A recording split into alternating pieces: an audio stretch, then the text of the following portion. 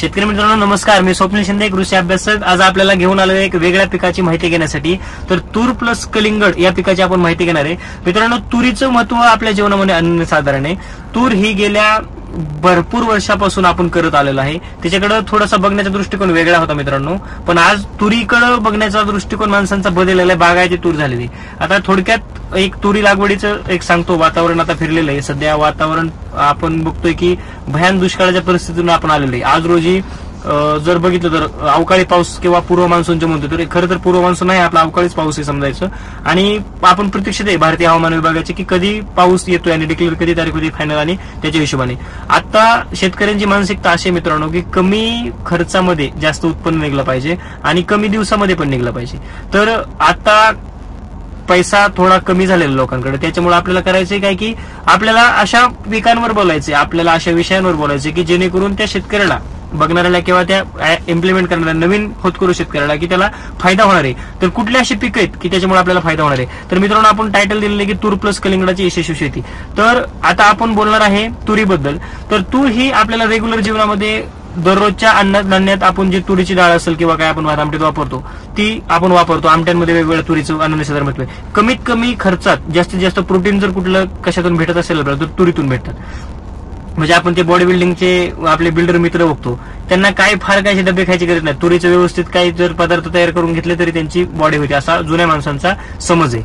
तर मित्रांनो लक्षात घ्या, आता म्हणजे जो आपण रुटीन होतं आपलं जे की पिकांचं की बाबा पाऊस पडल्यानंतर पिकं लावायची किंवा काय, तर मी डायरेक्ट विषयाला हात घालतो मित्रांनो. बाकी काय आपण जास्त बोलत नाही. आपलं पीक हे तुरीचं होतं, हे विदर्भ मराठवाडा त्या साईडला व्हायचं, पण बागायती भागात आपल्याकडे पश्चिम महाराष्ट्रात जास्त होत नव्हतं. तर आज रोजी सगळीकडे व्हायला लागले.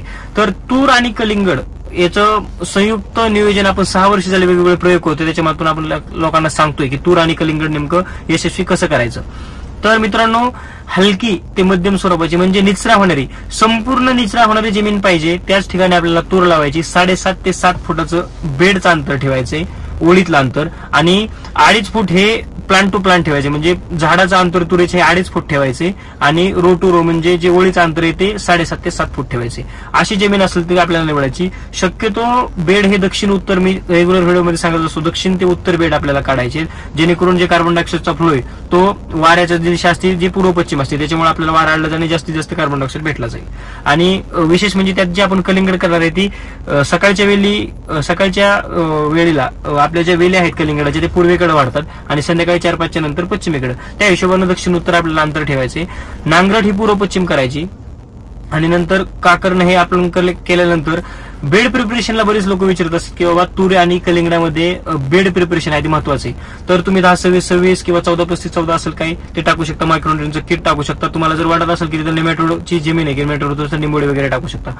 मित्रांनो, विशेष म्हणजे शेणखत की कोंबड खत किंवा टाकायचं की नाही टाकायचं, तर तुम्ही कोंबड खत वापरा बिंदास्त, कारण का पावसाळी सीझनला हिट जमिनीमध्ये राहिली पाहिजे. खूप नेसेसरी, खूप गरज आहे शेणखताची किंवा आपले जे म्हणतो कोंबड खताने जरा जमिनीमध्ये हिट राहते. 20-25-30 बॅगा तुम्ही एकरी 30 ते 35 लोक आमच्या 30-35 बॅगा टाकतात. हे झालं बेसलचं.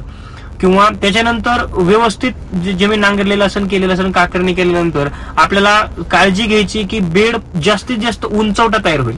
जेणेकरून काय होतं, आपण सांगतो आता काही प्रॉब्लेम पण मी बोलणार आहे. तर आपण सांगतो की पावसाळ्यात तूर करा किंवा पिकं करा, लोक करतात, नवीन लोक असतात, ऐकतात, करतात. आणि जर खड्ड्याची जमीन असेल, लेवल केलेली नसेल जमिनीची व्यवस्थित, तर जिथं पाणी साचतं ना, तिथं वेली जिथं कलिंगडाच्या वाढणार आहेत आपल्या, तिथं जास्तीत जास्त ते 1-2 दिवस जर पाणी साचून राहिलं, अचानक मोठा जर पाऊस झाला, एखादा वळवाचा पाऊस आपण म्हणतो, आणि त्यात जर पाणी साठून राहून वेल जर खराब झाली ना, तर आपल्याला तिथं ते पीक फेल जातं.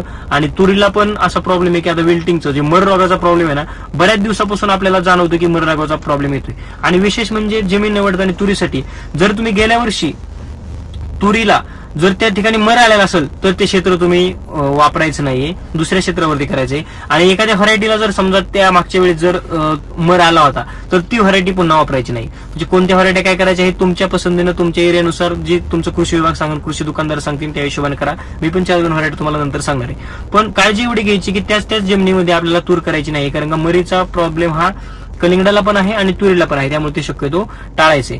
आणि नवीन औषधे किंवा नवीन जी आपण म्हणतो इम्प्लिमेंटेशन करायचं औषधांचं, खतांचं वगैरे, तर तुम्ही पावसाळ्यामध्ये शक्यतो करू नका, कारण हा ऑड सीझन आहे. कलिंगडासाठी हा ऑड सीझन आहे, तुरीसाठी हा योग्य सीझन आहे. तूर तुमची 1 जून ते 15 जूनच्या दरम्यानच लागली पाहिजे. लागवडीचा हंगाम योग्य आहे. तुम्ही 1 जूनला कलिंगड करा, मी गॅरंटी दिली. म्हणजे 4 ते 6 वर्ष, म्हणजे 5-6 वर्षापासून आम्ही करतो तूर प्लस कलिंगड. हा तुमचा कलिंगडाचा माल सर सगळा दिल्ली कटिंगला जातो, बाहेर जातो. म्हणजे उत्तरेकडे ज्यावेळेस पावसाचं प्रमाण कमी असतं, हिट तिकडे जास्त असते वातावरणात, त्यामुळे तिकडले लोक कलिंगड खाल्ल्या जातात. आपल्या इकडे ते कलिंगड मुंबई मार्केटला थोडं कमी जातं. बाहेरचे व्यापारी येतात आणि लावताना शक्यतो करून 1 एकरपेक्षा जास्त लावा, जेणेकरून तुमची 15 ते 20 टनाचा माल निघेल. व्हरायटी निवडताना अशा व्हरायटी निवडा की ज्यांची सेटिंग चांगली होईल. ज्या व्हरायटीची पोलन ग्रन मेल जो नरकळी आहे, नरकळीची पोलन देण्याची कॅपॅसिटी जास्त आहे आणि मादी केळीची पोलन ग्रहण करण्याची कॅपॅसिटी जास्त आहे, अशा व्हरायट्या निवडा. त्या व्हरायट्या पण मी तुम्हाला नंतर सांगतो. हे आपलं आता विषयांतर होते. आपण जमिनीपर्यंत बेड प्रिपरेशन पर्यंत आलो. बेड प्रिपरेशन झालं तर 7.5 फूट अंतर किंवा 7 फूट तुम्ही जे ओढीतलं अंतर ठेवले ना, त्याच्या एक साईडला पूर्ण 1.25 फुटावर जे ड्रिपर असतं 40 सेंटीमीटरचं किंवा काय 37 सेंटीमीटरचं ड्रिपर असतं, ते प्रॉपर ड्रिपनी ड्रिपरच्या प्रत्येक हॉलाला 3 ते ड्रिपर असेल, त्या ड्रिपर समजा फॉर एक्झाम्पल ही 1 कांडके म्हणजे आपले ड्रिपर आहे, ह्याच्या शेजारी 3 बोटं सोडून आपण होल पाडायचे. 2 ते 3 बोट असं सोडून एवढ्या अंतरावर 2-2.5 सेंटीमीटर सोडून आपण होल पाडायचे आणि त्याच्यावरती बिया लावायच्यात. बिया लावू शकता तुम्ही. चांगली नर्सरी असेल, व्यवस्थित चांगले हार्डनिंग करणारी प्रॉपर नर्सरी, कुठल्याही त्याला रोग नसलेली रोपं असतील तर ती रोपांची लागवड तुम्ही चांगली करू शकता. किंवा या वातावरणामध्ये आपल्याला धग असते वातावरण, त्यामुळे बिया पण चांगल्या प्रकारे उगू शकतात. आणि विशेष म्हणजे बिया असतील तर तूर आणि कलिंगड एकाच वेळी टोकन करायचे, लावायचे, म्हणजे बिया डोबायचे. बिया डोबताना पुरेसा ओलावा पाहिजे. अगोदरच्या दिवशी मी आता ते पण डिस्क्रिप्शन मध्ये सांगतो. व्हिडिओ थोडा लांब होईल पण व्हिडिओ पूर्ण बघा. म्हणजे विशेष काय होतं, मित्र थोडी व्हिडिओ बघतात, टाळाटाळ करतात. आमची भाषा थोडी साधी आहे, आम्हाला काही जास्त बाकीच्या युट्यूबर सारखं रंगरंगोटी करून काही वापर देत नाही. आपण ऍज इट इज जसं आहे तसं शेतकऱ्यांपर्यंत देत असतो. त्यामुळे लक्ष द्या. आपण ड्रिपर करताना चांगल्या कंपनीचे ड्रिप वापरा बघा. कुठल्याही प्रकारचं जास्त पाणी सोडणारे वगैरे ड्रिपर नकोय आपल्याला. प्रॉपर ज्या ब्रँडेड ISI कंपन्या आहेत त्यांचं ड्रिप वापरायचं. 1.25 फुटावर एक साईडनी पूर्ण होल पाडायचं, त्याला पूर्ण कलिंगड लावून घ्यायचं आणि बेड अगोदर पाणी सोडायचं, वापसा कंडिशनला येऊन द्यायचं, मग टोकन करायची. नंतर रोज 10-15 मिनिटं पाणी सोडायचं, 8-10 दिवसापर्यंत चांगला अंकुरण होऊन 2 ते 3 पानं येईपर्यंत. नंतर ड्रिचिंग घ्यायच्या. त्याच दिवशी आपण कलिंगड ज्या दिवशी लावलं त्या दिवशी तर फार तर दुसऱ्या दिवशी आपण तूर लावतो. लोक विचारतात बियाला भिजवायची गरज आहे का? बिया वगैरे भिजवायची काही गरज नाही. 1 जून नंतर वातावरण व्यवस्थित असतं, कुठल्याही प्रकारच्या जर्मिनेशनला काही प्रॉब्लेम येत नाही. एक्सपायर झालं तर सुद्धा बी तुमच्या चांगल्या प्रकारे उगवतो. तर 2.5 फुटावरती होल पाडायचं दुसऱ्या साईडला. तेच ड्रिपर मध्ये ड्रिपर हा ड्रिपर म्हणजे लाईन हे लॅटरलच्या एक साईडला 1.25 फुटावर होल पाडायचं, त्यात कलिंगड लावायचं आणि त्याच अपोजिट साईडला 3 बोट अंतर सोडून लगेचच 2.5 फुटावरती एक ड्रिपर मधात सोडून हे लावा, आपली तूर लावायची. तूर लावताना व्यवस्थित टोकन करायचं. एक अर्धा ते पाऊण किलोच्या दरम्यान तुरीचं बी लागतं फक्त, आणि कलिंगडाचं लागतं ते आपल्याला सर्वसाधारणपणे एक पावशेर बी, म्हणजे एक आपल्याला 250 ते 300 ग्रॅम बियाणं लागतं कलिंगडाचं. म्हणजे 4 ते 5 पाकिट किंवा 6 पाकिट, शक्यतो 5-5.5 पाकिट लावायचे. जास्त काही म्हणजे बियाणं लागवायची गरज नाही. तर तूर ही कलिंगड लागवड झाली. नंतर 1-2 ड्रिचिंग असतील, ते आपण ड्रिचिंग प्रॉपर कलिंगडालाच करायचं, तुरीला काही विशेष करायची गरज नाही. आणि आता काय होतंय की बऱ्याच ठिकाणी ट्रोल होते किंवा हे आम्ही बोलतोय शेतकऱ्यांशी किंवा संवाद साधतात, आम्ही 15 दिवस झाले हिंडतोय तूर आणि कलिंगड. तर विषय असा होतोय चाललाय की बाबा कलिंगड तूर एकत्र असेल तर तुरीला पण विल्टिंग येतं, कलिंगडाला पण विल्टिंग येतं. हे नंतरच आहे, म्हणजे अगोदर सांगतो की तुम्ही पहिल्या दिवसापासून 10व्या दिवशी, 20व्या दिवशी, 30व्या दिवशी, प्रत्येक 10 दिवसाच्या अंतराने तुम्ही जर जैविक ट्रायकोडर्मा, सुडोमोनस, बॅसिलस ह्याच्यात जैविक बुरशीनाशक लिक्विड फॉर्म मध्ये सोडत गेला ना, तर लिक्विड फॉर्म मध्ये का सोडायचं, त्यांचा काउंट व्यवस्थित असतो, ते प्रॉपर असतात. पावडर फॉर्म मधला काउंट असतो, इनबॅलन्स असतो, त्यामुळे सांगू शकत नाही तिचं काउंट प्रॉपर भेटेल का नाही. लिक्विड फॉर्म मधली चांगल्या कंपन्यांची जी बुरशीनाशक आहेत, जैविक बुरशीनाशक आहेत, ती सोडा. जिथे शक्य असेल, जिथे वाटतं किंवा प्रादुर्भाव झालेला आहे तर क्विक ऍक्शन साठी तुम्ही केमिकल वापरा. पण तुम्हाला प्रिव्हेंटिव्ह जेवढं ट्रायकोसोडवर तुमची तूर निघेल, कलिंगड निघेल, तुम्हाला दुसरं काही सोडायची गरज नाही. तर मित्रांनो, एक लक्षात घ्यायचंय की हे जी तुरीची लागवड करताना आपण सांगितलं की निचऱ्याची जमीन घ्यायची, चांगले वाण निवडायचे. आता बऱ्यापैकी आम्ही आता 2-3 व्हरायट्या प्रमोट केल्या होत्या, 2-3 वर्षापासून विकतोय. तर जॉन्सन एक कलिंगड आलेलं आहे, त्याचं मेल अँड फिमेल फ्लॉवर आहे. त्यांची पोलन ग्रहण देण्याची आणि घेण्याची कॅपॅसिटी खूप चांगली असल्यामुळं ती जॉन्सन प्रज्ञाशीलची जॉन्सन व्हरायटी ना, ती खूप इफेक्टिव्ह व्हरायटी की ती पावसाळ्यामध्ये सर्रास चालते. तूर BDN 711 आपण आजपर्यंत लावत आलेलं आहे. तर आता नवीन एक तूर आलेली किंवा गोदावरी म्हणून जीओडी पंचशीलची जीओडी येते, वेगवेगळ्या आपल्या कृषी विभागामार्फत पण तूर भेटते. तर गोदावरी नावाची तूर चांगली, बीडीएन 711 अजून इतरही वाण आहेत की मला म्हणजे आमच्या भागात त्या 2 चालतात म्हणून मी तुम्हाला सांगतो. याच्यामध्ये KVK बारामती त्यांनी पण चांगल्या प्रकारे तूर दिलेली यंदा. राजेंद्र पवार साहेबांनी आता बऱ्याच आमच्या भागात तुरीचं प्रसार केलेला आहे की नवीन तूर दिलेले डेमोसाठी. तर ती सुद्धा तूर होतं. बागायती क्षेत्रामध्ये मित्रांनो अडचण काय, लोक म्हणतात 2.5x7 वर कसं काय उत्पन्न मिळणार किंवा काय. तर सगळ्यात मोठा प्रॉब्लेम असा आहे की लोकांच्या मानसिकतेवर, ह्याच्यासारखं करायचं नाही, मेंढरासारखं करायचं नाही, एक गेला की त्याच्या पाठीमागे सगळेजण जायचं असं नाही. थोडंसं क्रॉपिंग पॅटर्न चेंज होतोय, थोडंसं तुम्ही पण तुमच्यामध्ये चेंज करा. काय विषय माहितीये का, तीच पिकं करणं किंवा तेच इम्प्लिमेंटेशन करणं तर ते चुकीचं आहे. आपण वेगळं काहीतरी केलं पाहिजे, क्रॉपिंग पॅटर्न चेंज झाला पाहिजे. हे लागवडीचं झालं. याच्यानंतर तुम्ही वेगवेगळ्या, तुम्हाला जर विशेष काय वाटत असेल तुमच्या जमिनीत काय न्यूट्रिएंटची डिफिशियन्सी काय कुठलं कमी जास्त आहे तर तुम्ही सरळ नागार्जुनाच्या झेडॉलचे ग्रेड वापरा. 11-44, 11, 15-15, 30 आणि 16-38 ह्या 3 बॅगा आणायच्या. 16-17 हजाराच्या आसपास या बॅगा जात्या. ह्या कंटिन्यू एक संपली की एक सोडत जायचं. याने फायदा असा होतो की तुमचं मायक्रोन्यूट्रिएंट वेगळं द्यायची गरज नाही, काय नाही, हे आपोआप सगळं तुम्हाला मिळून जातं. तुम्हाला लय विशेष म्हणजे न्यूट्रिएंट अपटेक कमी झाला, लॉस झाला, काही अडचण येत नाही. बुरशीनाशक वेगवेगळे रेग्युलर सोडत चला. आणि महत्वाची बाब येते मित्रांनो, सेटिंगच्या वेळेस काय होतं, आता बऱ्याच प्रॉब्लेम असे जाणवले की लोक बोलतात की काही व्हरायटीना सेटिंग होत नाही.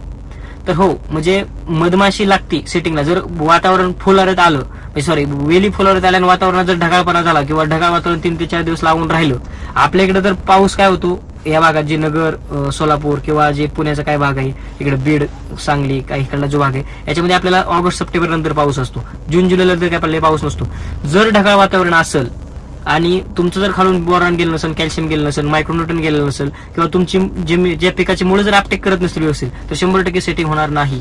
बघा, तर प्रॉब्लेम क्लायमेटिक हे मॅटर करतं. हे पण सगळ्यांनी लक्षात घ्यायची बाब आहे की त्या वेळेस सराउंडिंग पाहिजे व्यवस्थित, सगळं मधमाशी पाहिजे थोडीफार का होईना.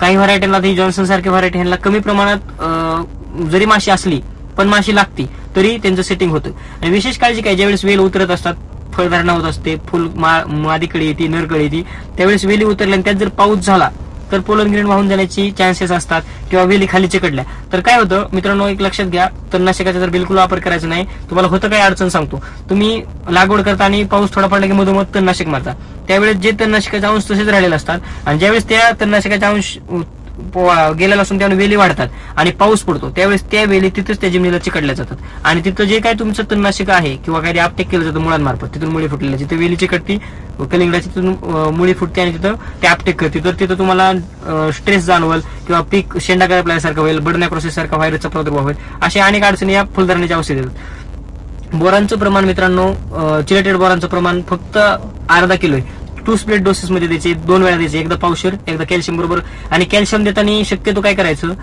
रोप लावला असेल तर 15व्या-16व्या दिवशी, बी लावला असेल तर तुमचं 15-20व्या दिवसाच्या आसपास तुमचं हे कॅल्शियम गेलं पाहिजे. त्याच्यानंतर फुलधारणेच्या कॅल्शियम बोरॉन आणि मायक्रोन्यूट्रिएंट एखाद्या चांगल्या कंपनीचं असेल तर ते द्यायचं या. आणि त्याच्यानंतरचा जो काळ आहे सेटिंगचा, त्याच्यामध्ये जिब्रेलिक ऍसिड असेल लिक्विड फॉर्म मधले किंवा ते आपण द्यायचे. आणि हे जे ग्रेड सांगितले 15-15-30 असेल सेटिंगच्या काळामध्ये किंवा ऍग्रिसियाचं जे आपण म्हणतो की नवीन मायक्रोन्यूट्रिएंट 2.5 किलो मध्ये जे ग्रेड आलेले आहेत ते आपण तुम्ही वापरू शकता.